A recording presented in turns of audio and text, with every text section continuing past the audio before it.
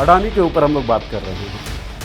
मैं आपको 4 major points बताता हूं और आपको लगेगा कि यार ऐसा कैसे पॉसिबल हो सकता है। और आप सोचिए कि मेन स्ट्रीम मीडिया में कहीं इस चीज की खबर नहीं है। सब कुछ तय ही उसी तरीके से किया जा रहा है कि चीजें अडानी के कंट्रोल में। आपने डिफेंस में उनको दे दिया, आर्मी स्कूल्स दे दिए, इसरो में वो शामिल हो चुके हैं। इसके बाद सबसे बड़ी चीज न्यूक्लियर एनर्जी भी अडानी को आप दे दें। तो अब अडानी के पास इस देश में ऐसा कौन सा सिस्टम है जो ऑपरेट करने के लिए नहीं बचा है। देश ने तो अडानी को एक प्रधानमंत्री दिया जो प्रधानमंत्री लगभग सेल्समैन के तरीके से काम करते तो लोगों को लगता है कि अडानी मोदी दोस्त हैं, लेकिन गेम इससे बहुत बियॉन्ड है। कल की डेट में अडानी कह दे कि मेरे टर्म्स पे ये देश चलेगा तो वो चलाना पड़ेगा। अडानी के खिलाफ जो भी वेबसाइट स्टोरीज है आप एक बार देख लीजिए गूगल करके, और फिर कुछ महीने बाद सेम स्टोरी गूगल करके देखिएगा, वो डिलीट। तो हमारे देश के संविधान में जो अवधारणा है सोशलिस्ट समाजवादी विचारधारा वो तो मरी हुई दिखती है यहाँ पे।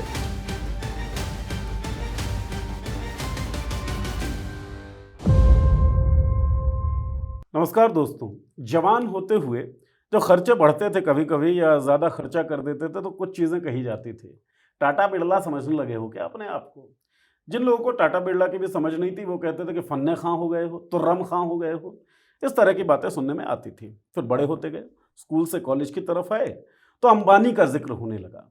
लेकिन 2014 के बाद टाटा, बिरला, तुर्रम खां, फन्ने खां सबके नाम कहीं गायब होते चले गए और एक नाम ने जगह बना ली। वो नाम था अडानी का। अडानी जो 2013 में विश्व में 609वें स्थान पर थे। अमीरी की अगर हम बात करें 2022 में वो हो जाते हैं विश्व के दूसरे सबसे अमीर व्यक्ति। ये जो मीटेरिक राइज है वो अनप्रेसिडेंटेड था, एग्जाम्पलरी था। इससे पहले ऐसा राइज बहुत कम लोगों ने देखा होगा जैसा अडानी ने देखा। अब किसी भी इंडस्ट्री का नाम लीजिए, पोर्ट्स हो, एयरपोर्ट्स हो, मीडिया हो, डेटा सेंटर्स हो, एफएमसीजी हो, किसी भी इंडस्ट्री का आप नाम लीजिए, अडानी वहां पर आपको दिखेंगे। लेकिन एक चीज नहीं दिखती, टाटा। अगर आप इसका नाम लेते हैं तो नमक आपके घरों में, आपके किचन्स में दिख जाएगी। अडानी का कोई ऐसा प्रोडक्ट आपको नहीं दिखेगा। लेकिन अडानी हर जगह है, यत्र तत्र सर्वत्र। केवल गुजरात नहीं, गुजरात की सीमाओं से बाहर निकले, पूरे देश में उन्होंने अपने साम्राज्य को कायम किया और विदेशों में भी शानदार ठेके पाए। और ठेकों की रफ्तार जब बढ़ने लगी तो सवाल उठने लगे, नरेंद्र मोदी और गौतम अडानी, इनका रिश्ता क्या कहलाता है? नरेंद्र मोदी जब पहली बार दिल्ली आते प्रधानमंत्री बनने के लिए तो वो प्लेन किसका था? इसके ऊपर भी बहुत सारे सवाल उठे। और प्लेन किसका था, जवाब मिल चुका था, तस्वीरें खूब वायरल हुई। तो अडानी का ये पूरा साम्राज्य 2014 के बाद किस तरीके से बढ़ता है, 2014 से पहले उनकी क्या हैसियत थी, और क्या इसमें एक पॉलिटिशियन और एक पूंजीपति, इनके बीच के संबंध को हम देख पाते हैं। मोनोपोली कैसे स्टैब्लिश हो जाती है, क्रोनी कैपिटलिज्म क्या होता है, इसके खतरे क्या हैं, आने वाले भविष्य में क्या हो सकता है, इन सब खतरों को एक्सप्लेन किया जाएगा एक्सप्लेन्ड के इस दूसरे एपिसोड में। और पहले एपिसोड में आप जान चुके हैं, एक्सप्लेन करते हैं राघव त्रिवेदी। तो राघव हमारे साथ हैं, बहुत बहुत स्वागत, वेलकम राघव। धन्यवाद। और बड़े दिनों बाद राघव के साथ चर्चा करेंगे। न्यूज़ रूम चर्चा में आप पहले भी देख चुके हैं। तो राघव, अडानी के ऊपर हम लोग बात कर रहे हैं। आपने ही सुझाया था ये विषय। पहले तो ये बताइए, ये विषय सुझाया क्यों, क्या इंपॉर्टेंस है इस विषय की, क्यों करें अडानी पे चर्चा? इम्पोर्टेंस इसलिए जरूरी है नीरज जी आज के दौर में कि अडानी एक्सपोर्ट्स 1988 में शुरू होती है। 1988 से लेकर आप 2014 तक आते हैं तो कितना समय हो जाएगा? लगभग 26 साल। उस 26 साल में जो नहीं हो पाया वो इन 10 सालों में हो गया, 2014 से 2024। आपने जो बात कही उस बात से मैं पूरा इत्तेफाक रखता हूं और वही मेन क्रक्स है। अडानी कार बनाते हैं? नहीं। अडानी कोई प्रोडक्ट नहीं बनाते हैं। अब मैं आपको कुछ सेक्टर्स के नाम लूंगा तो शायद आपको समझ में आए। पोर्ट्स, कोयला खनन, गैस वितरण, एयरपोर्ट, बिजली उत्पादन, नवीकरण ऊर्जा, ट्रांसमिशन और डिस्ट्रीब्यूशन बिजली का, smart meter, cement, FMCG, media, data centre, defence, green hydrogen, smart जल परियोजनाएं, logistic, warehousing, mining services, road expressway, battery storage और न्यूक्लियर एनर्जी। ये वो सारी चीजें हैं जो सरकार ऑपरेट करती है और सरकार ही किसी कंपनी को ठेका दे सकती है। तो सरकार जो जो दे सकती थी वो सब कुछ अडानी तक पहुंचा है। यानी देखा जाए तो अडानी वर्ल्ड के सबसे बड़े ब्रोकर हैं जो तमाम देशों की सरकारों के साथ ब्रोकरेज करके ठेका लेते हैं और वो काम करते हैं। तो बिजली तो कोई ऐसी चीज है नहीं कि आप अपने घर से बनाएंगे, पूरा प्रोसेस है, बस आपको ठेका लेना है। सवाल यहीं पे खड़ा होता है कि 2014 के बाद ये सब अगर एक ही बड़े उद्योगपति के पास सिमट जाएगा तो इस बात का डर ज्यादा है कि भारत में फिर सरकार संसद से चलेगी या एक उद्योगपति के केबिन से चलेगी। ऐसा क्यों हो रहा है कि आपने पिछले 10 साल में ये चीज देखी होगी कि रातों रात किसी स्टेट की सरकार बदल जाती है, 30-30, 40-40 विधायक खरीद लिए जाते हैं, उसका कोई प्रूफ नहीं है, लेकिन ये झूठ नहीं है, ये भी कोई नहीं कह सकता। आप 60 विधायकों को बंद होटल में रखते हैं, क्यों रखते हैं और वो क्यों रहेंगे? विधायक तो ताकतवर आदमी, उसे कोई कैद कर सकता है, नेता है अपने क्षेत्र नेता है, तो उसको कैद कौन कर रहा है? या तो पैसा कैद कर रहा है या पावर कैद कर रही है। तो जब उद्योगपति इतने पावरफुल हैं, किसी स्टेट में मान के चलते हैं, अडानी का नाम ना लेके, किसी एक्स उद्योगपति का 20,000 करोड़ का प्रोजेक्ट फंसा हुआ है और अगर सरकार बदलती है तो प्रोजेक्ट फंस जाएगा। तो 20,000 करोड़ में से 1,000-2,000 करोड़ रुपए चुनाव में लगाने में उसको क्या नुकसान? ठीक बात है। तो 1975 के बाद जो चुनाव महंगे होते चले गए वो अति महंगे हुए इसी दौर में। हम ये देख रहे हैं। अच्छा, एक वेब सीरीज आई थी सपने वर्सेस एवरीवन करके, उसमें भी एक चुनाव होना है और दर्शक इससे समझ पाएंगे कि प्रॉपर्टी डीलर्स होते हैं, उनका स्टेक लगा रहता है, तो वो कहते हैं कि भाई कौन हमको फायदा पहुंचा सकता है, और जो दोनों कैंडिडेट्स हैं जो चाहते हैं टिकट मिले, वो उन उद्योगपतियों के पास जाते हैं कि भाई देखो अगर हम बन गए तो तुमको ये चीज़ हम प्रूव कर देंगे, हम तुमको दे देंगे, तुमको इसमें सुविधा मिल जाएगी, और उद्योगपति उस हिसाब से इन्वेस्ट करता है। तो ये खेल ही दिखता है। बिल्कुल वही खेल है। अब जैसे आप देखिए 2013 से पहले अडानी जो ग्लोबल रैंकिंग है उसमें 609 नंबर पे थे और मोटा मोटा देखिए तो 3.6 अरब की संपत्ति उनके पास थी, कोई बहुत बड़ा नाम नहीं था। 2013 से 14 आते ही अडानी 350 नंबर पर आ जाते हैं, मतलब एकदम 50% रेस कवर हो जाती है एक साल में, राइट। और पैसा जस्ट डबल हो जाता है, 6.2 अरब। यहां तक भी ठीक था, लेकिन 2019 आता है तो ये 15 अरब हो जाता है और वो टॉप 100 में आ जाते हैं। लेकिन जैसे ही 2022 आता है ये संपत्ति हो जाती है 155 अरब और ग्लोबल रैंकिंग में वो वर्ल्ड पर नंबर 2 हो जाते हैं। यानी आपने लगभग 50 गुना संपत्ति अर्जित कर ली 14 से 22 के बीच में। देश को आपने क्या दिया? टाटा ने देश को कुछ दिया, टाटा इसलिए जाना जाता है। Adani as a industrialist, as a व्यापारी, एज अ उद्योगपति देश को क्या दे रहे हैं, ये सवाल भी तो पूछा जाना चाहिए ना।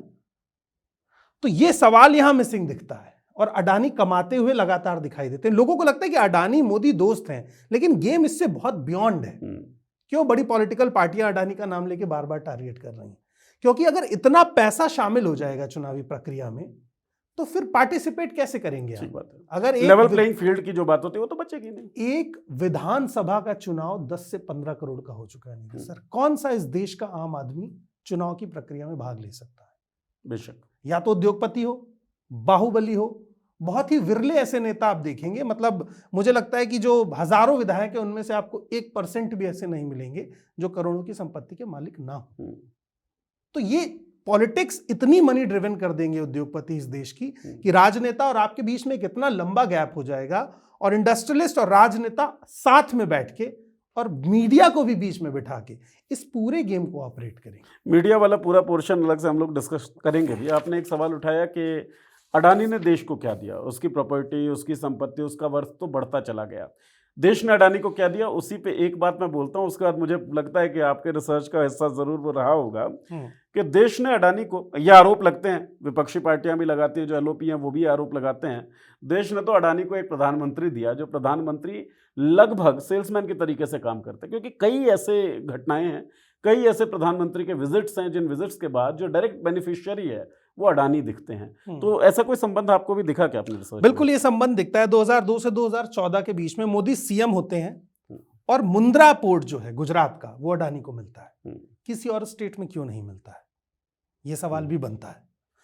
उसके बाद जो जमीन दी जाती है वो सरकारी रियायतों पर बहुत कम दर में दी जाती है, जैसे आपने बिहार में देखा होगा कि 1 रुपए में अडानी, जो आपने ब्रेक किए थे पॉलिटिक्स के लिए। ठीक है।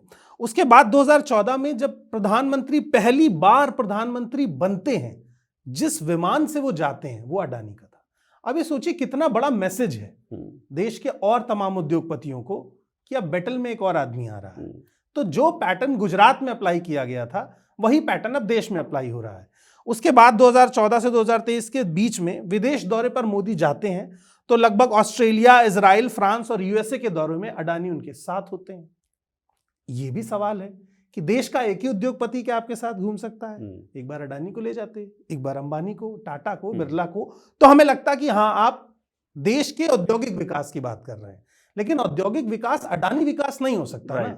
अडानी उद्योग नहीं है। अडानी उद्योग नहीं हो सकता। दिसंबर 2023 में मोदी केन्या के राष्ट्रपति से मिलते हैं और दिल्ली में अडानी से उन्हें मिलवाया जाता है। क्यों सिर्फ अडानी? ये सवाल उठता है। अगले महीने केन्या में अडानी को एयरपोर्ट का ठेका मिल जाता है। ये सारी चीजें सवालों के घेरे में हैं। उसके बाद 2024 में अडानी नवी मुंबई एयरपोर्ट पर पीएम मोदी ने उद्घाटन करते हैं। नवी मुंबई एयरपोर्ट अडानी के पास है। मोदी खुद स्टेज पर जाते हैं। क्या किसी उद्योगपति के व्यापारिक उद्घाटन में प्रधानमंत्री को जाना चाहिए? नहीं जाना चाहिए था। आप हॉस्पिटल निर्माण करिए, आप स्कूल निर्माण करिए, वहां जाइए। आप मंदिर जा रहे थे, वहां जाइए। इसके अलावा आप केवल वहीं जाएंगे जहां उद्योगपति हैं। उद्योगपति भी एक खास हिस्सा है। एलआईसी ने नीति आयोग की रिपोर्ट जो है, एलआईसी ने 3.9 अरब की एक योजना है जिसका फंड अडानी को मिला, इसका भी आरोप है। ये सब आपके दौरान, मोदी जी के समय के दौरान हो रहा है। अब एक टाइमलाइन है। केन्या में दिसंबर 2023 में मुलाकात होती है और नैरोबी एयरपोर्ट 736 मिलियन बिजली का ठेका अडानी को मिल जाता है केन्या में। फिलहाल वो रद्द हो जाता है क्योंकि उसमें बहुत सारी अनियमितताएं थी, मगर मिला प्रधानमंत्री की पहल से। ये बड़ा सवाल है। श्रीलंका मोदी यात्रा पर जाते हैं, विंड पावर प्रोजेक्ट मिल जाता है किसको? अडानी को फिर से। नई सरकार इसको रद्द कर देती क्योंकि इसमें भी अनियमितताएं थी। उसके बाद इजराइल में 2017 में पीएम जब जाते हैं तो उसके बाद बंदरगाह और रक्षा सहयोग पे इसको मिल जाता है, फिर अडानी को। ऑस्ट्रेलिया में 2023 में G20 में जाते हैं तो कोल माइन का ठेका फिर मिल जाता है अडानी को और चल रहा है। बांग्लादेश में जाते हैं तो 25 वर्षीय बिजली आपूर्ति समझौता मिल जाता है, 25 सालों तक। 25 सालों तक। मोदी जी ना भी रहे, भाजपा ना भी रहे, राजनीतिक पार्टियों की कोई उम्र नहीं होती, वो आती जाती, सत्ताओं की कोई उम्र नहीं होती। लेकिन अडानी आने वाले 25-30 साल तक मजबूत रहें, इसकी व्यवस्था मोदी जी ने कर दी है। और ये मुझे दिखाई देता है दूसरे एस्पेक्ट में, लोग शायद जानते भी नहीं होंगे और ये डेटा डराता है नीरज जी। भारत में लगभग 8 बड़े हवाई अड्डे जिनका सालाना यात्री कंजम्पशन 1 करोड़ के आसपास है। लोग शायद इस चीज को नहीं समझ पाएंगे। बांग्लादेश में जो 25 साल की लीज दी गई वो कोई दूसरा देश था, लेकिन जब आप भारत के भीतर देखते हैं तो ये चीज आपको और डराती है। क्यों? अब इस चीज को समझिए कि भारत में लगभग 8 बड़े हवाई अड्डे जिन पे साल में करोड़ों यात्री आते जाते हैं, वो किसके कब्जे में है? अडानी के पास। कब्जा कहना ठीक रहेगा। कब्जा इसलिए, मैं अब उस कब्जा क्यों बता रहा हूं। कब्जा इसलिए क्योंकि अहमदाबाद का हवाई अड्डा है 50 साल की लीज पर है, लखनऊ का हवाई अड्डा है 50 साल की लीज पर है, मंगलुरु का 50 साल, जयपुर का 50 साल, गुवाहाटी का 50 साल, तिरुवनंतपुरम का 50 साल, मुंबई का 50 साल और नवी मुंबई का भी 50 साल। मुंबई, अहमदाबाद, गुवाहाटी, सारे मेजर हवाई अड्डे, सारे मेजर हवाई अड्डे, और 50 साल की लीज के लिए आप टाइम स्पैन देखिए, क्योंकि ये 50 साल तय करेगा कि भारत में अगले 50 साल में कोई भी पार्टी सत्ता में आए, ये पूरा ऑपरेशन किसके हाथ में रहेगा? अडानी के हाथ। अडानी के पास। क्यों? क्योंकि एक बूमिंग सेक्टर है। राइट। और ये चीज आप ऑब्जर्व करेंगे। अब हम आते हैं जब बंदरगाह पर, तो भारत में 13 प्लस यानी 13 से ज्यादा बड़े पोर्ट किसके पास हैं? अडानी के पास। तो समुद्र के रास्ते से जो व्यापार होगा उसको कौन डिसाइड कर रहा है? अडानी। एयरवे से जो व्यापार होगा उसको कौन डिसाइड कर रहा है? अडानी। अब मैं 13 पोर्ट आपको बताता हूं तो आपको लगेगा कि ये वही मेजर पोर्ट है जहां से इंडिया सबसे ज्यादा इंपोर्ट और एक्सपोर्ट करता है। तो जिस पे का कंट्रोल अडानी के पास है। मुंबई का मुंद्रा गुजरात का मुंद्रा पोर्ट है, उसके बाद धर्मा पोर्ट है उड़ीसा का, तमिलनाडु का पोर्ट है, तमिलनाडु का कट्टीपुल्ली पोर्ट है, आंध्र प्रदेश का पोर्ट है, आंध्र प्रदेश में 2 पोर्ट है, महाराष्ट्र में एक और है, गोवा में है, इजराइल में है, गुजरात में। इजराइल जी। अब इसको इसलिए समझना पड़ेगा क्योंकि अगर ये सारी चीजें सेंट्रलाइज्ड हो जाएंगी एक आदमी के पास, तो ये डर बना रहेगा कि कल अगर अडानी चाहें और वो बोले कि 5 दिन के लिए मेरे पोर्ट ऑपरेट नहीं कर रहे हैं, तो खाने की चीजों के दाम बढ़ेंगे। सुनने में लग रहा होगा मजाक है, तेल के दाम भी तो ऐसे ही कह के बढ़ाए गए कि तेल कंपनियों के पास तेल नहीं पहुंच पा रहा है, सरकार एकदम निरीह हो गई कि हम कुछ नहीं कर सकते हैं। तेल कंपनियां 10 रुपया मुनाफा कमा रही थी और इस साल भी फाइनेंशियल ईयर में मुनाफा कमाया, लेकिन जब क्राइसिस आया तो भुगता किसने? लोगों ने भुगता। ये फ्लाइट्स के रेट से लेकर के और इंपोर्ट एक्सपोर्ट के रेट्स तक पे अगर मोनोपोली हो जाती है तो फिर इस देश में धंधा वही कर पाएगा जिसको अडानी चाहते हैं। हाँ एग्जैक्टली, मोनोपोली का सबसे बड़ा खतरा भी तो यही है ना कि पूरा मार्केट आप कंट्रोल करेंगे, और मार्केट को कंट्रोल करने का मतलब है आपकी जो भावनाएं हैं, आपकी जो क्रय क्षमता है, आपकी जो विक्रय क्षमता है, आपके जीवन जीने का जो तरीका है, उस सबको कंट्रोल किया जाएगा। वो कंट्रोल किया जाएगा अडानी के जरिए। बिल्कुल। मोनोपोली के और क्या खतरे आपको इसमें दिख रहे हैं? देखिए, मोनोपोली के खतरे अभी तो आपने 2 ही सेक्टर सुने ना, मैंने अभी शुरू में आपको लगभग 17 सेक्टर बताए। राइट, सारे इंडस्ट्री जो मैं पहले भी कह रहा था। अब भारत में ईवी और इलेक्ट्रॉनिक एकदम बूम पर है, तो अडानी इस सेक्टर में भी है। खड़वा गुजरात का ही एक प्रोजेक्ट है, हर जगह टॉप पर क्या है? गुजरात, क्योंकि शुरुआत वहां से हुई है। 50 गीगावाट का जमीन अधिग्रहण हो चुका है और प्रोजेक्ट शुरू होने वाला है। सरकारी ठेका भी मिल गया है। इसके बाद बिहार भागलपुर में एक प्लांट लगा है, उसके बाद बांग्लादेश में एक प्लांट लगा है, और अडानी ट्रांसमिशन का विशाल परियोजना है जो 25,000 करोड़ का फतेहपुर में लगेगा। फतेहपुर में।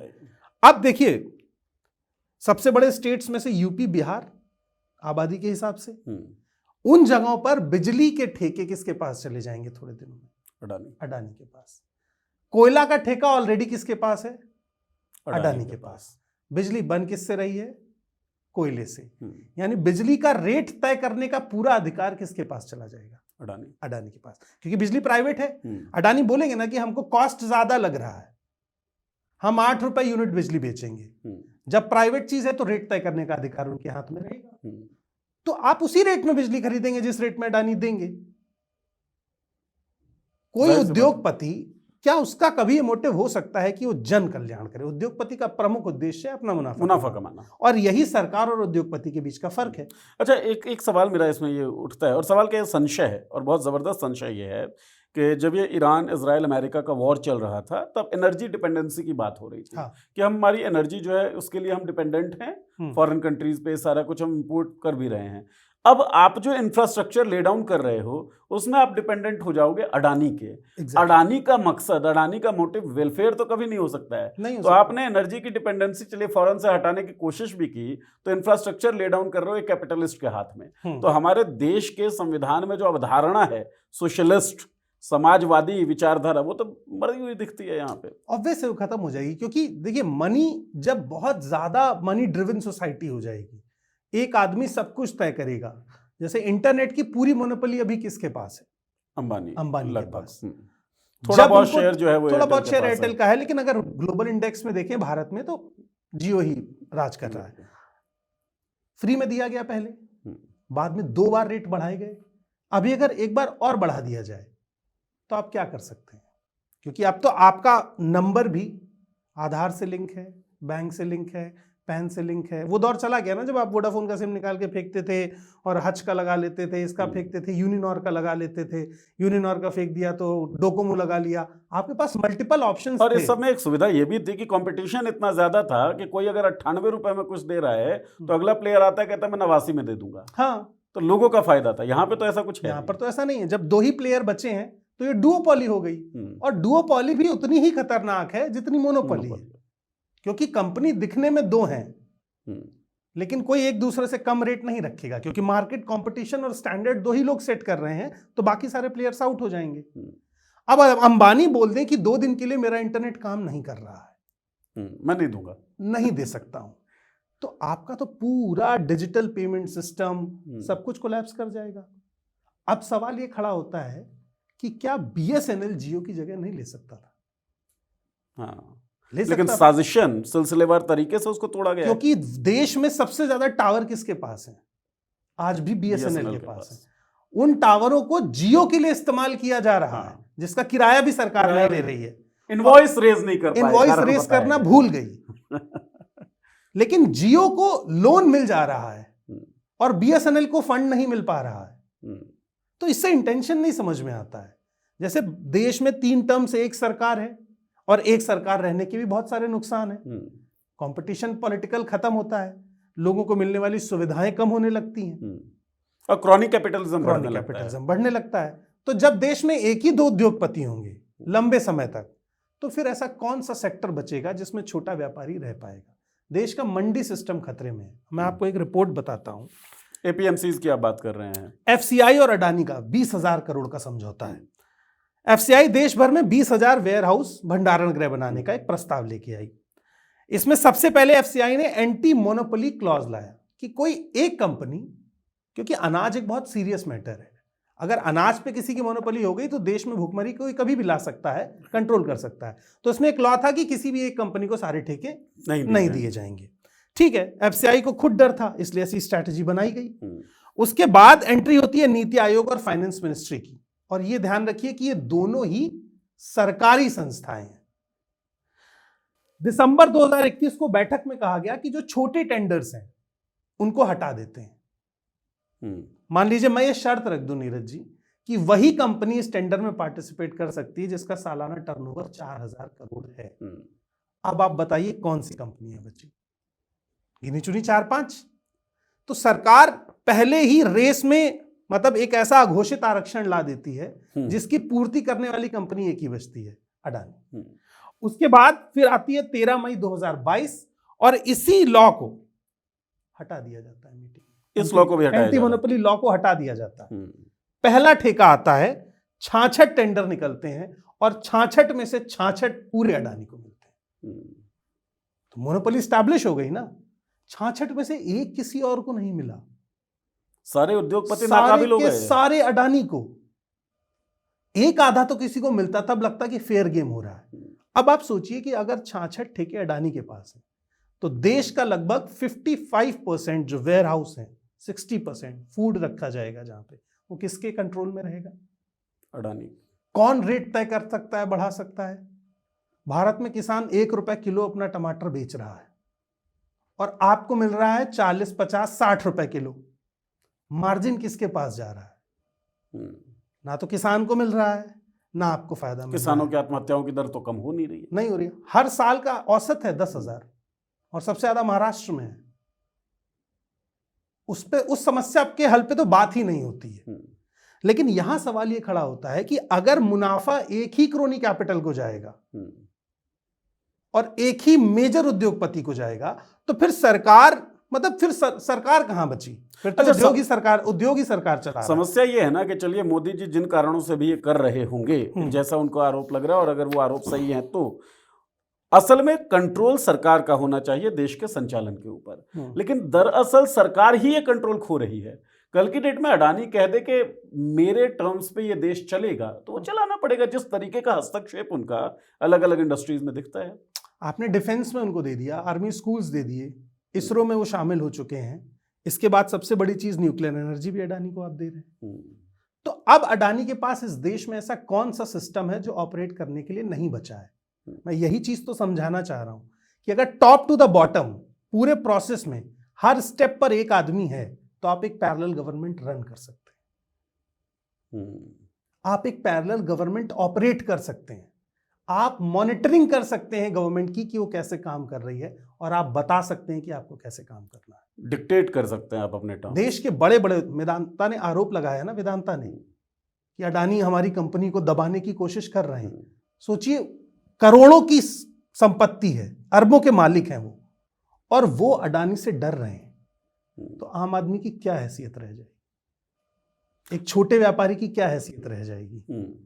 क्रश कर दिया ना। इंडियन इकोनॉमी आज अगर क्रश हो रही है तो उसका रीजन यही है कि जो छोटे टेंडर्स थे, छोटे व्यापारी थे, उन सबको आपने किल कर दिया। पूरा ठेका लेते हैं अडानी और फिर वो काम डिस्ट्रीब्यूट कर रहे हैं। काम आज भी वही लोग कर रहे हैं, लेकिन अब वो जो पहले ठेकेदार थे वो एम्प्लॉय हो गए। प्रॉफिट अभी भी अडानी के पास है। ये ठीक वैसा है जैसे नीरज जी, मैंने आपको 10,000 रुपया लोन पे दे दिया और आपसे कहा कि मुझे हर साल मुनाफे का 20% देते रहना। तो आप जीवन में कभी मेरा 10,000 वापस नहीं कर पाएंगे और आप जीवन भर मेहनत करेंगे ताकि मुझे 20% दे सके। इस पूरे प्रोसेस में मैं क्या कर रहा हूं? पैसा मैंने बैंक से लोन लिया था, दिया आपको। पूरे जीवन मुझे आपसे पैसा लेना है। क्योंकि आपको मैं इस लायक छोड़ूंगा ही नहीं कि आप वो 10,000 पूरा वापस वो दें। जो महाजन वाला पूरा खेल था वो चलता रहेगा। इसमें एक चीज़ मुझे लगता है दर्शकों को और समझना चाहिए कि बैंक से लोन लेकर इन्होंने मुझे कर्जा दिया, जो उदाहरण की बात चल रही थी। बैंक ने इन्हीं को लोन क्यों दिया? लोन के लिए तो मैं भी जा सकता था बैंक, लेकिन बैंक को कहीं से कोई अलिखित आदेश जाता हो, बैंक के पास कोई डायरेक्शन हो कि भैया इस आदमी को बढ़ाना है, इसलिए लोन बैंक्स जो है वो उस आदमी को दे रही है, अडानी को दे रही है, जो आगे फर्दर डिस्ट्रीब्यूट कर रहे हैं। तो सारी जो व्यवस्थाएं हैं राघव, वो भी आपको दिख रही थी क्या अपने रिसर्च के दौरान अडानी के पक्ष में ऑपरेट करती हुई? मैं आपको 4 मेजर पॉइंट्स बताता हूं और आपको लगेगा कि यार ऐसा कैसे पॉसिबल हो सकता है। देश की जनता को मतलब इतना मूर्ख बनाया जा रहा है, और आप सोचिए कि मेन स्ट्रीम मीडिया में कहीं इस चीज की खबर नहीं है। LIC क्या है? LIC इस देश की तमाम लोगों की लाइफ सिक्योरिटी है। उसमें जो पैसा है इस देश के 140 करोड़ आबादी के उन चुनिंदा लोगों का है जो महंगी मेडिकल सुविधा अफोर्ड नहीं कर सकते हैं, जिनके पास इतना पैसा नहीं है कि वो मर जाएं तो उनकी फैमिली रन हो सके, वो पॉलिसी लेते हैं। अब आप सोचिए 22-23 में 38,471 करोड़, 38,471 करोड़, हिंडरबर्ग की रिपोर्ट में भी ये बात आई थी, अडानी के प्रोजेक्ट में LIC ने निवेश किया। उसके बाद 23-24 में 38,000 हो गया तो अब कुछ कम होना चाहिए, 61,210 करोड़। उसके बाद 2025 में 5,000 करोड़ अकेले अडानी पोर्ट्स में फिर से इन्वेस्ट किया, और मई 2025 में 33,000 करोड़ रुपए फिर इन्वेस्ट करने का आरोप। LIC किसी और उद्योगपति के पास इस स्केल पर या इसके 10% स्केल पर भी पैसा इन्वेस्ट कर रही है क्या? यानी देश की जनता का पैसा अडानी के पास है, उस पैसे से अडानी व्यापार कर रहे हैं, प्रॉफिट कमा रहे हैं और एंजॉय कर रहे हैं, और देश के लोग विकल्पहीन होते और जा रहे हैं। देश के लोगों के पास कुछ नहीं है। वो पैसा अगर आप किसी और उद्योगपति को दें तो 4,000 करोड़ वाले स्लैब में नहीं आ जाएगा। ऐसे 10 उद्योगपति होने चाहिए ना हमारे पास। कई मामलों में ऐसा देखा गया कि अडानी ने अकेले ही टेंडर भरा है, क्योंकि वो जितनी रिक्वायरमेंट्स हैं उन्हें फुलफिल कोई और कंपनी कर ही नहीं पा रही है। तो शर्तें ऐसी बनाई जाती हैं, शर्तें ऐसी बना दी कि जैसे मुझे अडानी एनर्जी को ठेका देना है तो मैं ऐसी कंपनी को ठेका दूंगा सोलर का जो न्यूक्लियर में भी इन्वेस्ट कर रही हो, और न्यूक्लियर इन्वेस्टमेंट के लिए केवल मैं अडानी को ही नॉमिनेट करूंगा, खत्म हो गया कंपटीशन। तो ये आरोप बार बार लग रहे हैं कि ऐसी चीजें की जाती हैं। कानूनी रूप से वैलिड, क्योंकि भाई आप तो कर ही रहे हैं, नियम बना दिया, लेकिन इंटेंशन के लिहाज से अगर आप देखें, डिग डाउन करें और एक्सप्लेन करते हुए आपको समझ में आए तो आपको पता पड़ेगा कि सब कुछ तय ही उसी तरीके से किया जा रहा है कि चीजें अडानी के कंट्रोल में रहें। SBI के सबसे बड़े क्रेडिटर हैं अडानी, PNB के सबसे बड़े क्रेडिटर हैं अडानी, कैनरा बैंक के सबसे बड़े क्रेडिटर हैं Adani, UCO bank, Exim bank, SIDB, JP consortium, 57,000 crore का कर्ज। यानी इतनी बैंकों से कर्जा भी है, LIC इन्वेस्ट भी कर रही है, आप बैंक से कर्जा भी ले रहे हैं, आपके पास कुछ नहीं है क्या? सब कुछ देश की जनता के पैसे पर चल रहा है। और यही LIC अगर BSNL में इन्वेस्ट कर देती, दोनों उपक्रम तो सार्वजनिक थे, करते बढ़ा लेते, किया जा सकता था ना, क्योंकि ये पैसा कम नहीं है नीरज जी, ये पैसा होता है जाके लगभग 1.25 लाख करोड़ के आसपास। देश का, पूरे देश का एजुकेशन और हेल्थ बजट इस पैसे से कम है। उतना पैसा आपने एक ऐसे उद्योगपति को दे दिया जो कुछ नया मैन्युफैक्चर भी नहीं कर रहा। क्यों दिया गया होगा सिर्फ एक उद्योगपति को? कारण बताए ना, मैं कारण ही तो जानना चाह रहा हूं, मैं नहीं कह रहा हूं कि मोदी आपके अच्छे दोस्त हैं। अच्छा देखिए, ये शो आपका है, कारण मैं डिग डाउन करने की कोशिश कर रहा था और कुछ चीजें मुझे समझ में आती हैं। गुजरात अडानी का गृह है, अडानी का स्टेट है वो, और अडानी जहां से प्रॉस्पर करना शुरू करते हैं या धंधा शुरू करते हैं, गुजरात जहां से प्रधानमंत्री नरेंद्र मोदी आते हैं, 2001 में मुख्यमंत्री बनते हैं, 2002 में गोधरा गुजरात रॉयट्स हम लोग देखते हैं, और गुजरात रॉयट्स के बाद Raghav confederation of Indian industry जो है, जो मतलब व्यापारियों का समूह है, वो क्रिटिसाइज करता है नरेंद्र मोदी को। अब नरेंद्र मोदी को अपनी छवि बदलनी थी, क्योंकि इंटरनेशनल मीडिया में भी थू थू हो रहा था, तो एक इंडस्ट्रियलिस्ट सामने आया कि मैं आपके साथ खड़ा हूं, और वो इंडस्ट्रियलिस्ट था गौतम अडानी। तो अडानी के प्लेन में क्यों आ रहे हैं? शायद संबंध वे बैक टू 2002, और 2002 के बाद अडानी ने जो ले डाउन किया, उनको सपोर्ट उस पर दिखता है। मुंद्रा पोर्ट आपने बात किया ही, उसके साथ SEZ जितने स्पेशल इकोनॉमिक जोन्स थे वो अडानी को मिल रहे हैं। 2002 में अडानी का जो वर्थ था वो था $765 मिलियन और 2014 में ये हो गया $8.8 बिलियन। तो जो राइज है अडानी का वो गुजरात में भी हो रहा है। हाँ। जब से मुख्यमंत्री नरेंद्र मोदी बनते हैं, सो नरेंद्र मोदी और अडानी का राइज पैरेलली चल रहा है। नरेंद्र मोदी जब छवि की समस्या से जूझ रहे थे पोस्ट गुजरात रॉयड, तो एक इंडस्ट्रियलिस्ट उनके पक्ष में खड़ा हुआ, वो था गौतम अडानी। जो वाइब्रेंट गुजरात जो सबमिट हुआ और कहा जाता है उसने विकास पुरुष जैसा एक आवरण तैयार किया मोदी के पीछे, उस वाइब्रेंट गुजरात के ऑर्गेनाइजेशन में अडानी का बड़ा हाथ था। तो अडानी ने मोदी को बचाया और हम देखते हैं ना 2001 के बाद से मोदी साहब जो हैं कभी सत्ता से अलग नहीं हुए हैं, या तो वो मुख्यमंत्री रहे या फिर प्रधानमंत्री रहे।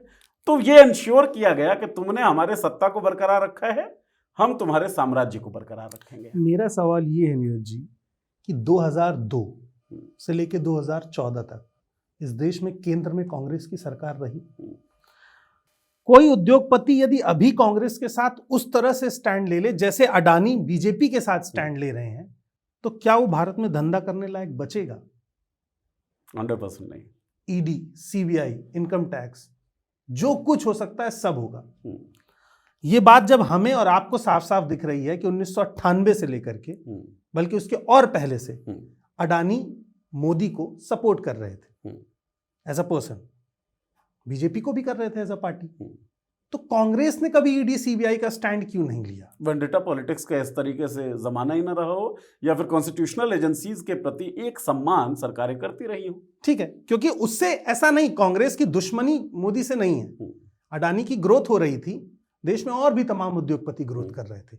अभी वो प्रॉब्लम है कि केवल अडानी की ही ग्रोथ हो रही है, बाकी सब कह रहे हैं हमें अडानी से बचाओ, अडानी हमें टेक ओवर करना चाहते हैं। एग्जैक्टली। बड़ी बड़ी कंपनियों को अडानी ने टेक ओवर किया है इस बीच में, फॉर्च्यून जैसी कंपनी, राइट। एनडीटीवी की 29-30% हिस्सेदारी आपने टेक ओवर कर ली, और उस एनडीटीवी जिसके केस को भी कोर्ट ने बोला कि नहीं आपने जानबूझ के प्रणव राय को परेशान किया है, जुर्माना लगाया एजेंसीज के ऊपर 1.5 लाख रुपए का। लेकिन अब क्या फायदा? चैनल की आत्मा खत्म, प्रणव रॉय खत्म, अडानी के पास ओनरशिप आ गई। अब उस चैनल पे वही चलेगा जो अडानी तय करेंगे। And it was the only channel. 2014 के बाद चैनलों को तो हम लगातार देख रहे हैं किस तरीके से समर्पण करती गई हैं सत्ता के सामने। एनडीटीवी उस वक्त तक स्टैंड लेता था। एनडीटीवी दिखता है कि जो ग्राउंड रिपोर्ट्स कर रहा था, जनहितैषी बातें कर रहा था, होस्टाइल टेक ओवर होता है, और एनडीटीवी का पूरा जो स्ट्रक्चर है वो भी बदला हुआ हमें दिख रहा है, और पूरी टीम रिप्लेस हुई। पूरा कंटेंट आइडिया, पूरा कंटेंट स्टाइल जो है वो चेंज दिख रहा है। अब मैं यही चीज तो समझाने की कोशिश कर रहा हूं, देश के 5-6 बड़े चैनल या तो किसी एक परिवार से चल रहे हैं या किसी एक उद्योगपति से चल रहे हैं। अब कोई इस बात को लेकर के शिकायत क्यों करेगा कि जो पाम ऑयल है वो खराब है? क्योंकि पाम ऑयल बना ही उद्योगपति रहे हैं। 60% इंडिया के लोग पाम ऑयल खा रहे हैं, जो बड़े कंट्रीज में, विकसित देशों में बैन है, और हमारे यहां उसका ऐड आ रहा है टीवी पे, तो वो ऐड रन कौन करा रहा है? यही उद्योगपति डिसाइड कर रहे हैं ना।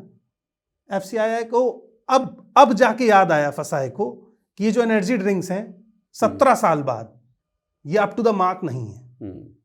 17 साल से क्या गेम चल रहा होगा, ये सवाल नहीं उठा।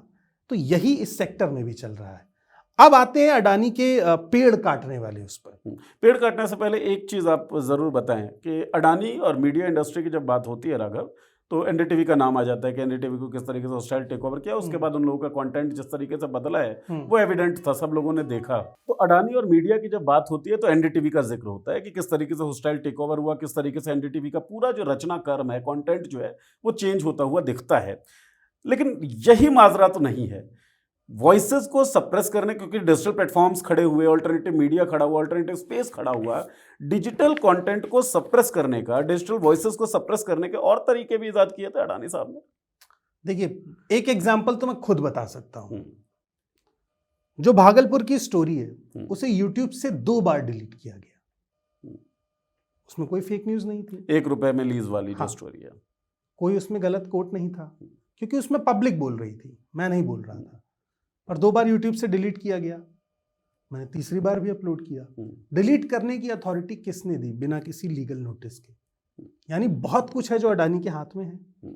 आप देखिए 2017 में द वायर पर केस किया गया, और द वायर के सह लेखक जो थे ऊपर बड़े बड़े आरोप लगाए गए कि इन्होंने अडानी की मानहानि की। दवायर को थोड़ा डाउन किया गया। 2017-18 में फिर 4 अडानी सहायक कंपनियां बनाम दवायर, 2 बार, क्योंकि उस समय दवायर उद्योगपतियों के खिलाफ, इस मोनोपोली के खिलाफ बहुत खुल के बोल रहा था। वो कल था। आप भी सावधान रहिएगा। 2021 में अडानी ट्रांसमिशन बनाम CNBC TV 18।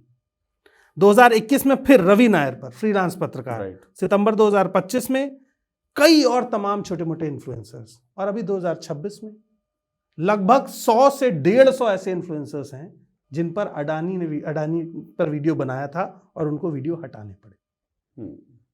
तो एक तो आप डिजिटल स्वतंत्रता भी किल कर रहे हैं, मेन स्ट्रीम मीडिया पर आपकी पकड़ है, उद्योग पे भी आपने बाकी उद्योगों को दबा के रखा हुआ है। उद्योगपतियों पे वो कह रहे हैं कि अडानी हमारी कंपनी को टेक ओवर करना चाहते हैं। बड़े बड़े पेड कैंपेन रन किए जा रहे हैं डिफेम करने के लिए दूसरी। अरे पोर्ट्स वोट्स पे भी बड़े सारे इन्फ्लुएंसर दिखते हैं। क्या खेल है ये? आप अपनी पब्लिसिटी तो कर ही रहे हैं। आपके पास जब इतना पैसा है तो आप टीवी पर भी दिखा रहे हैं, पोर्ट्स पर आप इन्फ्लुएंसर्स ले जा रहे हैं। आपको देखिए अडानी कैसे काम कर रहे हैं। और मजेदार बात यह है कि उन पोर्ट्स के अंदर परिंदा भी पर नहीं मार सकता है, लेकिन इन्फ्लुएंसर जा रहे हैं। इन्फ्लुएंसर जा रहे हैं क्योंकि उनको बुलाया जा रहा है और उनको बताया जा रहा है वही दिखाओ जो हम बता रहे हैं। तो क्या इतना कुछ सब कुछ ठीक हो सकता है? कहीं तो कुछ छुपाया जा रहा है ना। तो स्पेस ऑफ डाउट। भारत में सबसे ज्यादा ड्रग्स की सबसे बड़ी खेप किस पोर्ट से पकड़ी गई और किस उद्योगपति के अंडर है वो पोर्ट? कौन से राज्य में और कौन से राज्य में? चलिए ये पजल हम दर्शकों पे छोड़ते हैं। तो ये अब लोग वही ये नहीं समझते कि पोर्ट्स केवल ऐसा नहीं है, एक बहुत बड़ी पैरेलल इकोनॉमी रन होती है जिसे ब्लैक मनी कहते हैं, जो नशे से ऑपरेट होती है, जिसमें और कई तरीके की स्मगलिंग शामिल होती है। नाम लेके आरोप नहीं लगा रहे, पर उस सब का ऑपरेशन किसके हाथ में होगा? जिसके हाथ में पोर्ट होंगे। और अगर उस पोर्ट पर आप मालिक ही हैं पोर्ट के, और देश का प्रधानमंत्री आपका दोस्त है, तो फिर आप जो चाहे वो कर सकते हैं। और यही सवाल बार बार खड़ा हो रहा है कि डिफेंस से लेकर के और फूड तक अगर एक आदमी के ही पास है तो पैरेलल गवर्नमेंट रन हो रही है, जिसको इकोनॉमिक फ्रेम में कहेंगे उद्योगपतियों की सरकार, जो हमारे डिक्टेटरशिप ऑफ उद्योगपति, जो हमारे नेशन स्टेट का जो कॉन्सेप्ट था उसके बिल्कुल खिलाफ दिखता है। इसीलिए 1 नेशन 1 इलेक्शन की बात हो रही है कि एक बार में इतना पैसा फूंक दिया जाए कि चुनाव का वही रिजल्ट आए जो सरकार चाहती। कई बार के चुनाव या फिर I just like to correct you here, elections का, चुनाव का वही रिजल्ट है जो सरकार चाहती है या फिर उद्योगपति चाहता है? उद्योगपति चाहते हैं। हाँ सही बात है। और जब डाइवर्स इलेक्शन होंगे अलग अलग स्टेट्स में, तो अलग अलग प्रॉब्लम्स होंगी, अलग अलग मुद्दे होंगे, लोग अलग अलग तरीके से डिस्कोर्स करेंगे, प्लेयर्स होंगे अलग अलग होंगे, तो कई फिल्टर से फैसले जाएंगे। मान लीजिए सचिव ने मना कर दिया, सीएम ने मना कर दिया, पीएम प्रमोट कर रहे हैं पर सीएम स्टेट में नहीं मान रहा है, वेलफेयर स्कीम्स वैसा नहीं करने दे रही हैं, और जब पूरा सिस्टम ही एक ढर्रे पर है तो फिर तो अडानी को शायद परमिशन लेने की जरूरत भी ना पड़े। बस सोशलिज्म वर्ड के खतरे पे हमने बात कर ही ली, फेडरल स्ट्रक्चर पे जिस तरीके का खतरा है वो दिखता है। तो द आइडिया ऑफ इंडिया जो है ना, जिस देश को हम लोग देख रहे हैं उस पे ये खतरा दिख रहा है, क्योंकि लेवल प्लेइंग फील्ड इलेक्शंस में तो रही ही नहीं। आम लोग और अमीर लोग और गरीब लोगों के बीच का जो फासला है, जो रिपोर्ट्स बताती हैं, राघव ऑक्सफैम की रिपोर्ट्स आई थी, उन्होंने जिस तरीके से बताया वो दिखा रही है कि बराबरी, समता, ये सब जो है अब एक मिथकीय चीज हो गई है। तो सोचना तो लोगों को भी पड़ेगा। अच्छा, जो प्राकृतिक संसाधन है देश के, वो भी सौंपे जा रहे हैं अडानी को, और आप उस पर आना भी चाह रहे थे। जो जंगलों की कटाई है अलग अलग जगहों पर, अब केवल प्राकृतिक संसाधन की बात नहीं है। आप देखिए छत्तीसगढ़ में 1, 2, 3, 4 लगभग 4 बड़ी खदानें खनन के लिए अडानी के पास है। पूरा हसदेव जंगल मिट रहा है।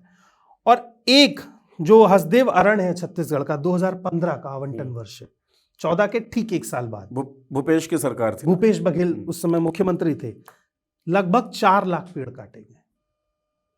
4 लाख पेड़ लगने में और उनको पौधा से पेड़ बनने में लगभग 40 वर्ष का समय चाहिए। यानी आप पूरे देश के पर्यावरण को 40 साल पीछे ले गए, एक स्टेट को तो ले ही गए। उसके बाद आता है परसा कोल ब्लॉक, ये भी छत्तीसगढ़ में है। यहां से सबसे बड़ा आदिवासी विस्थापन हुआ और ये हुआ 2015-16 में, कहीं खबर नहीं। उसके बाद आता है गेर पेलाम सेक्टर छत्तीसगढ़ का, घने जंगल थे, वहां भी खदान आवंटित हुई, वहां भी पेड़ कटे, लेकिन डेटा नहीं दिया गया कि कितने पेड़ कटे। ये डेटा तो मान सकता है ना national green Tribune. Exactly. NGT का क्या काम है? पेड़ कटे हैं तो क्यों कटे हैं और कितने कटने चाहिए, इसका रेगुलेशन होता है? कोई रेगुलेशन नहीं। उसके बाद आता है केट एक्सटेंशन छत्तीसगढ़ प्रस्तावित है, 8 लाख से ज्यादा पेड़ कटने की आशंका है, कोई एनजीटी ने इंटरफेयर नहीं किया। और सबसे लास्ट में ऑस्ट्रेलिया के भीतर है, वहां भी एक ठेका मिल गया है। इसके बाद आप आते हैं तो देखिए रक्षा में भी है अडानी और डेवलपमेंट सेक्टर में भी है, और एसीसी सीमेंट एक बहुत बड़ी कंपनी हुआ करती थी, अंबुजा सीमेंट एक बहुत बड़ी कंपनी हुआ करती थी, खत्म हो गई, अडानी ने टेक ओवर कर लिया। तो ये डर लोगों में पता नहीं क्यों ये डर नहीं जा रहा है। हम किसी उद्योगपति के अगेंस्ट में नहीं है, हमारी लड़ाई अडानी से नहीं है, जैसे हम कहते हैं हमारी लड़ाई मोदी से नहीं है, उस प्रोसेस से है जो इस सरकार ने बना दिया है कि प्रधानमंत्री ही सबसे पावरफुल रहेगा। डिफेंस मिनिस्टर का काम कौन करेगा? Prime minister. फॉरेन मिनिस्टर का काम कौन करेगा? Prime minister. हेल्थ मिनिस्टर का काम कौन करेगा? Prime minister. रेलवे मिनिस्टर का काम कौन करेगा? Prime minister. और अब तो एजुकेशन मिनिस्टर का भी करना पड़ रहा है। तो फिर मिनिस्टर बनाए क्यों? केवल आपका रिट्वीट करने के लिए। और सेम प्रोसेस अब किस में आ जाता है? उद्योगों में भी, कि ये वाला धंधा कौन करेगा? अडानी जी। वो वाला धंधा कौन करेगा? अडानी जी। यानी जिसको भी अब बिजनेस करना है वो सबऑर्डिनेट होगा। एक ऑप्शन है कि आप अडानी से एसोसिएट हो जाइए, अडानी आपको कैप्चर करेंगे और आप उसके अंडर काम करिए। और ऐसा नहीं कि अंबानी ने ये नहीं किया, सेम प्रोसेस वहां भी है। सारी छोटी छोटी कंपनियों को आपने टेक ओवर करके और एक इतना बड़ा लेकिन फिर भी अंबानी का जब साम्राज्य बिल्कुल उरूज पे था उस वक्त हमको और भी प्लेयर्स दिखते हैं, हाँ, जो लगभग टक्कर में हैं। टाटा, बिरला, महिंद्रा और पूनावाला फैमिली, बहुत सारे व्यापारी दिखते हैं और ये कुछ बना रहे हैं, राइट, कुछ कंस्ट्रक्ट कर रहे हैं, कुछ प्रोडक्ट दिख रहा है, कोई सर्विस दे रहे हैं। अडानी क्या बना रहे हैं? मुझे आज तक एक पेन नहीं मिला जिस पे लिखा हो मेड बाय अडानी। चलिए, सोशल मीडिया पे मीम्स दिखती हैं, government made by Adani. Memes पे मैं नहीं जाऊंगा, आपने कोई ऐसा मीम देखा हो तो कमेंट सेक्शन में शेयर ज़रूर करें। अच्छा, अडानी के खिलाफ देश में तो खैर क्या ही होगा, कैसे होगा, क्योंकि क्रॉनी कैपिटलिज्म का रूप हम लोग देख रहे हैं, लेकिन विदेशों में कुछ कुछ जांचें हुई, कुछ रिपोर्ट्स आई राघव, उन रिपोर्ट से असर भी पड़ा अडानी के ऊपर? बहुत बड़ा असर पड़ा। हिंडनबर्ग की रिपोर्ट आने से 1 साल पहले अडानी वर्ल्ड में टॉप दूसरे नंबर के अमीरों में शामिल हुए। 155-60 अरब डॉलर की संपत्ति। हिंडनबर्ग के बाद आज वो टॉप 30 से बाहर है। तो सोचिए किसी देश की एक रिसर्च एजेंसी का क्या इम्पैक्ट है और भारत की मेन स्ट्रीम मीडिया का क्या इम्पैक्ट है। आप अंतर देखिए, मतलब एक मेन स्ट्रीम मीडिया जो सैटेलाइट, बड़े चैनल, हजारों जर्नलिस्ट, फील्ड जर्नलिस्ट, इतने बड़े कैलिबर से चल रही है, और एक हिंडनबर्ग जो गिने चुने लोगों की रिसर्च टीम है। ऑथेंटिसिटी किसकी ज्यादा है? यानी इम्पैक्ट, ऑथेंटिसिटी से ही इम्पैक्ट क्रिएट होता है। राइट। अगर यही रिपोर्ट आज तक ने छापी होती तो हिंदुस्तान की ही 90% आबादी नहीं पढ़ती। आज के दौर में, आज के दौर में, कभी दौर में पढ़ती होगी पर आज के दौर में नहीं पढ़ती।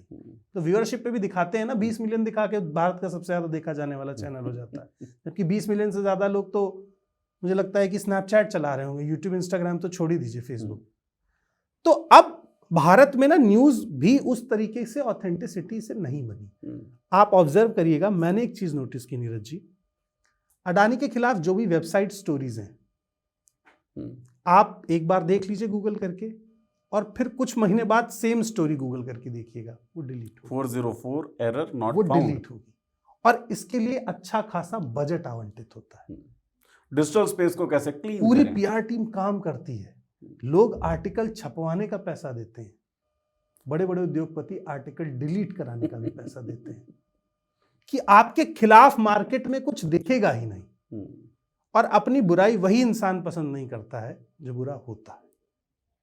ठीक बात है। ये सबसे बड़ा सवाल इस दौर का यही है। आलोचनाओं से परे कोई नहीं हो सकता है। बेशक निशिकांत दुबे कहते रहे कि प्रधानमंत्री मोदी आलोचनाओं से परे हों, या अडानी ये मानते रहे आलोचनाओं से परे हों। मीडिया की हमने बात की, नैरेटिव मीडिया सेट करेगा राघव, है ना।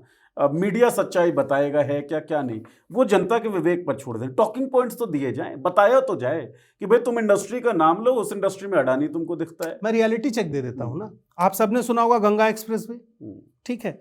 गंगा एक्सप्रेस वे 29 अप्रैल 2026 को बना, अभी पास में ही मोदी जी ने इनॉग्रेट किया, लगभग 600 किलोमीटर का है। टेंडर दिया गया अडानी, आईआरबी इंफ्रास्ट्रक्चर और अशोका 3 ग्रुप्स को, लेकिन इसमें से 464 किलोमीटर अडानी ने बनाया है, खाली जो 110 किलोमीटर है वो बाकी 2 कंपनियों ने बनाया है। यानी आप दिखा रहे हैं कि नहीं, 2 लोग और हैं, और 70-75% हिस्सा जो है उससे ज्यादा बड़ा हिस्सा, लगभग 80% का हिस्सा कौन बना रहा है? अडानी। अब कॉन्ट्रैक्ट की वैल्यू थी 17,000 करोड़ के आसपास। अडानी ने एसबीआई से 12,000 करोड़ का लोन लिया।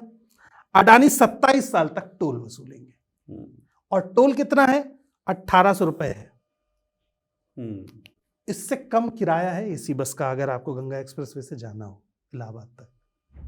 तो जब उद्योगपति रोड बनाएगा, उसकी मोनोपोली होगी, वो टोल डिसाइड करेगा, तब आपको टोल देने में दर्द होगा। और रोड बनवा रहा है आपके ही पैसों से। और प्रधानमंत्री ने कहा कि इसमें 12,000 करोड़ का खर्चा हुआ। प्रधानमंत्री ने तो रोड बनाई नहीं, ये तो प्राइवेट ठेका है ना, राइट। अडानी ने बनाई, टोल अडानी वसूलेंगे, तो इसमें सरकार का कौन सा पैसा? और रोड बनवाने के लिए पैसा एसबीआई से लिया ना, सरकार का कौन सा पैसा लगा है? तो सरकार क्रेडिट क्यों ले रही है? तो अडानी को क्रेडिट देना चाहिए ना, क्योंकि अगर अडानी क्रेडिट लेंगे तो गाली भी कौन खाएगा? अडानी। अब दोस्त के लिए इतना तो करना पड़ेगा ना आपको, अगर उसमें गड्ढा हो तो लोग मोदी जी को कोसें, अडानी को नहीं। तो जिसने आपके 25-30 साल कंक्रीट कर दिए हों, उसके 50-60 साल आप कंक्रीट कर दें, ये मानवता का उसूल आप है। मोटा मोटा अनुमान लगाएं तो 40 से 50,000 करोड़ रुपए टोल के नाम पर 27 साल में वसूल सकते हैं अडानी। 40 से 50,000 करोड़, ये एक अनुमान है, केवल टोल से, केवल टोल से, इस एक एक्सप्रेसवे से। और लोन करना है 12,000 करोड़ का, प्रोजेक्ट की लागत है 17,000 करोड़। चलो मान लेते हैं पैच वर्क करते हुए, रख रखाव में हर साल का आप लगा लीजिए कि और 100 करोड़ खर्च हो गया, तो भी तो आपके पास सूखा सूखा 20,000 25,000 करोड़ बचा। यानी आधी लागत में रोड बन रही है, फिर गड्ढा हो जाता है तो लोग इसीलिए पहली बारिश में ढह जाते हैं ना, टूटने लगते हैं। तभी तो सवाल उठता है ना, ब्रिज कोलैप्स हो जाते हैं। बिहार में तो आप सुबह जिस पुल से जाएंगे, वापस आते हो सकता है संभव है ना मिले। तो ये इसीलिए हो रहा है नीरज जी, कि सरकार ने एक बड़ा अच्छा टर्म है, लोग कहते हैं मोदी जी डिक्टेटर है। मैं इस चीज से इत्तेफाक नहीं रखता हूं। डिक्टेटर आपने देखा होगा हमेशा पावरफुल होते हैं और बहुत स्पॉन्टेनियस होते हैं, डरते नहीं है। जिस तरीके का रवैया ट्रंप ने इंडिया के खिलाफ अपनाया, अगर मोदी डिक्टेटर होते तो जो रवैया उन्होंने अपनाया क्या वो होता? बिल्कुल नहीं। तो मैं कहता हूं Modi ji is one of the most biggest political liaisoner of India. Liaisoner थोड़ा इंग्लिश बोलने में अच्छा लगता है, it's a corporate and political liaisoner, क्योंकि लाइजनर को पता है उसको कहां पर झुकना है और कहां पर तनना है। तो वो डिक्टेटर नहीं है, वो लाइजनिंग ही कर रहे हैं, कभी अडानी के लिए, कभी अंबानी के लिए, कभी अपनी पार्टी के लिए। ऐसे में वो भूल जाते हैं कि जनता ने उनको प्रधानमंत्री बनाया था जनता की लाइजनिंग के लिए, जो काम वो नहीं करते। जनता की लाइजनिंग नहीं हो रही है। बहरहाल एक लंबी चर्चा एक्सप्लेन करते हुए हमने करने की कोशिश की है अडानी के ऊपर, और मुझे राघव अपने गांव की ना एक बात याद आती है। गांव में क्या होता है, गरीबी बहुत ज़्यादा है, खासतौर में मैं बिहार मिथिला क्षेत्र से बिलोंग करता हूँ, वहाँ पे गरीबी की स्थिति कुछ ज़्यादा ही ज़्यादा है। कुछ परिवार जो शहरों में जाते हैं, पढ़ते लिखते हैं, नौकरियाँ करने लगते हैं, और थोड़ा बहुत विलासितापूर्ण जीवन, विलासितापूर्ण भी मैं मिडिल क्लास फैमिली के हिसाब से कह रहा हूँ, वो करने लगते हैं, तो गांव के ही लोग, होता है ना गांव में आपस में ताने वाने देने वाले, अरे ये क्या बोलेगा यार, फ्लैट लिया है ईएमआई पे, गाड़ी लिया है ईएमआई पे, तो इसकी जिंदगी चल रही है। तो भैया ये जो रोड बन रहे हैं ना 17,000 करोड़ के, वो आपके लोन पे बन रहे हैं, आपके पैसों से लोन मिलता है, उससे प्रोजेक्ट पूरा किया जाता है, फिर आपको लूटा जाता है टोल टैक्स के नाम पर। तो थोड़ा बहुत सवाल उनसे भी पूछिए, लोन ले लेकर कैसे वो विश्व के दूसरे सबसे अमीर आदमी बन जाते हैं और किस तरीके से मीटरिक राइज करते हैं। सवाल तो आपको पूछना पड़ेगा, क्योंकि देश जो है वो आपका है, जंगल जो हैं वो आपके हैं। जंगल ना होने से अगर वातावरण खराब होगा तो परेशान आप होंगे, बीमार आप होंगे। अडानी देश नहीं है, नरेंद्र मोदी देश नहीं है, देश राघव हैं, देश नीरज हैं, देश हम सबको देखने वाले लोग हैं, ना देखने वाले लोग भी हैं। 1/140 करोड़ देश तो मैं हूँ, 1/140 करोड़ राघव हैं, 1/140 करोड़ देश आप सब हैं। देश का नुकसान होता है तो आपका नुकसान है, बोलना आपको पड़ेगा। एक्सप्लेन करने की जिम्मेदारी राघव की थी, हमारे साथ इस शुक्रिया। चर्चा में जो राघव ने किया, इसके लिए राघव बहुत बहुत शुक्रिया आपका, और आप लोगों ने चर्चा सुनी इसके लिए आपका बहुत बहुत शुक्रिया। संभव है सवाल होंगे और होने भी चाहिए, तो सवाल जो भी हों लिख दीजिए। हर सप्ताह राघव आपके सामने इसी तरीके से आते रहेंगे, अलग अलग विषयों को एक्सप्लेन करते रहेंगे। आपके सवालों का, आपकी प्रतिक्रियाओं का इंतजार रहेगा। बहुत बहुत शुक्रिया। धन्यवाद।